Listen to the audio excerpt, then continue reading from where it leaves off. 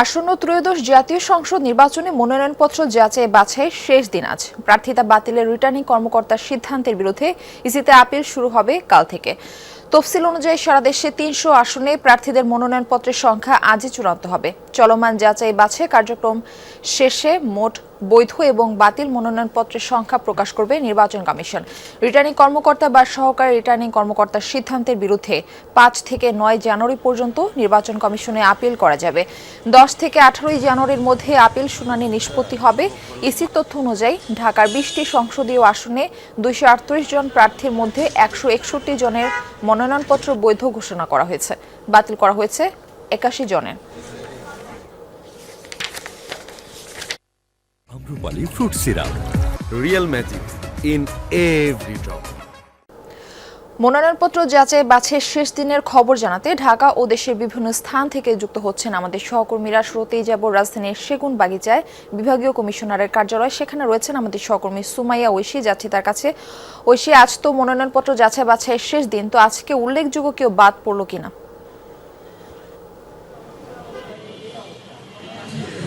সোহার, বিভাগীয় কমিশনারে আসলে উল্লেখযোগ্য বাদ বলতে একজনের হিসাব খালি বাকি আছে, কারণ ১৭৪ জন প্রার্থী মনোনয়ন দাখিল করেছেন গতকাল পর্যন্ত। এই বিভাগীয় কমিশনের কার্যালয়ের অধীনে যেই ১৩টি আসন আছে সেই ১৩টি আসনের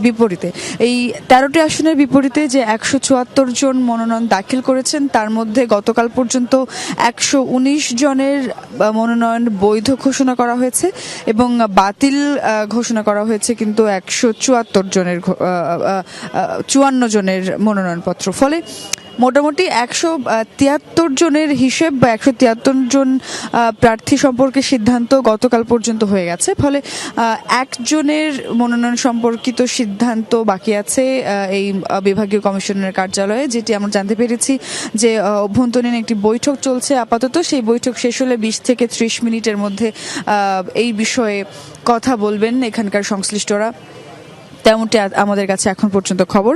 তবে সারা দেশে এবং ঢাকার যে ২০টি আসন রয়েছে সেই ২০টি আসনের বিপরীতে কোন কোন প্রার্থী বা কতজন প্রার্থী মনোনয়ন তাদের বৈধ হলো বা তাদের মনোনয়নপত্র সম্পর্কে সিদ্ধান্ত আজকে ৫টার পরে জানা যাবে। সাধারণত আমরা প্রতিবারই দেখেছি যে যেহেতু বড় একটি সংখ্যা, ফলে যাচাই বাছাই সহ যেই হিসাব নিকাশগুলো আছে সেগুলো করতে প্রায় সন্ধ্যা ৭টা থেকে রাত ৮টা বেজে যায় প্রতিদিন। এরপরই আসলে আমরা মূল যেই সংখ্যাটি সেটি জানতে পারি। তবে তার আগেই খসড়া একটি সংখ্যা জানিয়ে দেওয়া হয়, সেটি হয়তো আমরা বিকেল ৫টার পরই বলতে পারবো। তবে সারা দেশের যেই যতজন প্রার্থীর হিসাব আছে সেটি আসলে আমরা জানতে পারবো নির্বাচন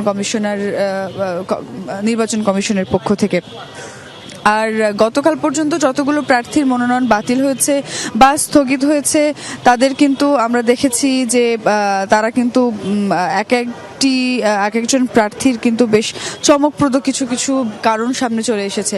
কেউ নিজের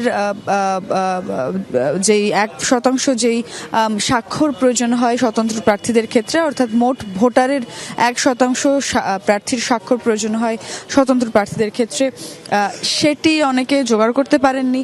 আবার অনেকের ক্ষেত্রে দেখা গিয়েছে যে মৃত যারা ভোটার আছেন ২-১ জন, তাদের স্বাক্ষর তাদের সেই মনোনয়নপত্রে পাওয়া গিয়েছে।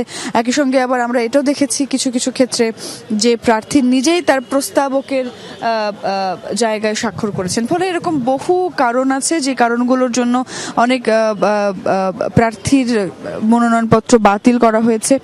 একই সঙ্গে এমনও আছে যে যারা নিজের সম্পদের হিসাব ঠিকমতো আসলে প্রমাণপত্র দিতে পারেননি বা যে ফৌজদারি মামলা আছে সেই সম্পর্কে যথেষ্ট প্রমাণাদি দিতে পারেননি। সেই সমস্ত কারণে বেশ কয়েকজন উল্লেখযোগ্য প্রার্থীর কিন্তু মনোনয়ন বাতিল হয়েছে, তার মধ্যে তাসনিম যারা রয়েছেন।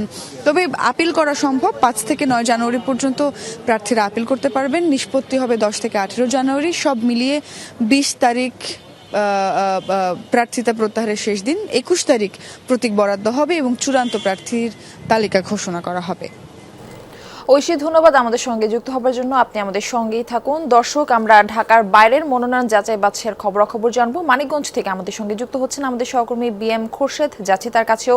খোরশেদ, আজ কোন কোন আসনে মনোনয়ন যাচাই বাছাই চলছে, কতজনের প্রার্থিতা বৈধ ঘোষণা করা হলো, কিছু জানতে পেরেছেন কিনা এই বিষয়ে জানাবেন। মনোনয়নপত্র যাচাই বাছাই আসলে আজকে শেষ দিন। মানিকগঞ্জের 3টি আসনেই আজকে মনোনয়নপত্র যাচাই বাছাই হবে। এখনই আসলে আনুষ্ঠানিকভাবে শুরু হলো।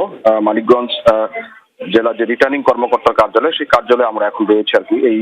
এখানে প্রথমেই আমরা মানিকগঞ্জ 1 আসনে এই মনোনয়নপত্র যাচাই বাছাই শুরু হলো এবং আপনি জানেন যে মানিকগঞ্জের মোট 3টি আসনে 27 জন প্রার্থী মনোনয়নপত্র সংগ্রহ করেছিলেন। মানিকগঞ্জ 1 আসনের পরে আসলে 2, এরপরে আসলে মনোনয়নপত্র যাচাই বাছাই হবে এবং আপনি জানেন যে এখানে বিএনপির পাশাপাশি জামায়াতে ইসলামী, ইসলামী আন্দোলন,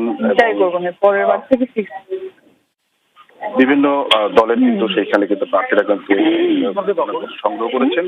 আমরা ঘরের বাইরে গিয়েও 4 জন প্রার্থী কিন্তু রয়েছে, বিএনপির বিদ্রোহী প্রার্থী রয়েছে, তারাও মনোনয়নপত্র সংগ্রহ করেছেন। এইখানে আসলে কিছুক্ষণ পরে আসলে জানা যাবে যে প্রার্থীটা বৈধ হলো, কারটা অবৈধ হলো। আমরা এই মুহূর্তে জেলা পরিষদের কার্যালয়ে সম্মেলন কক্ষে অর্থাৎ রিটার্নিং রয়েছি। জি খোরশেদ, আমাদের সঙ্গে যুক্ত হবার জন্য আপনাকে ধন্যবাদ। আপনি আমাদের সঙ্গে যুক্ত থাকুন, পরবর্তীতে আরো আপডেট আপনার কাছ থেকে আমরা জানবো।